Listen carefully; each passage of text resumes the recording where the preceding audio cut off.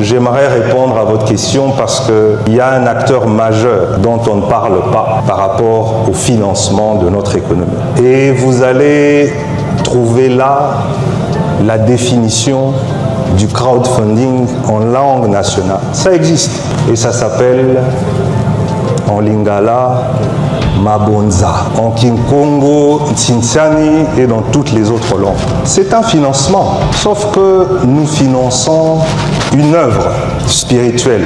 Mais je vous rappelle que la finance est née quand un rabbin au Moyen Âge a transformé cette source de financement, qui était la dîme des Juifs qui venaient dans une certaine synagogue à Venise, en financement d'une œuvre humaine, c'est-à-dire à donner des crédits à cette même communauté qui investissait dans plusieurs secteurs. Et c'est ça qui a construit la richesse de la communauté juive du Moyen-Âge et qui s'est mise à prêter à tous les rois d'Europe. Et je crois que si nos églises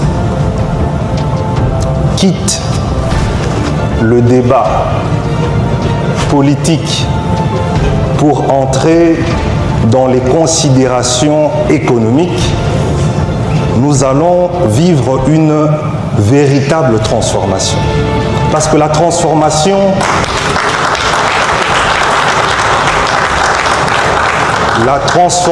de notre pays ne viendra pas de l'implication de nos églises dans la politique, mais ça viendra de l'implication de nos églises dans l'économie.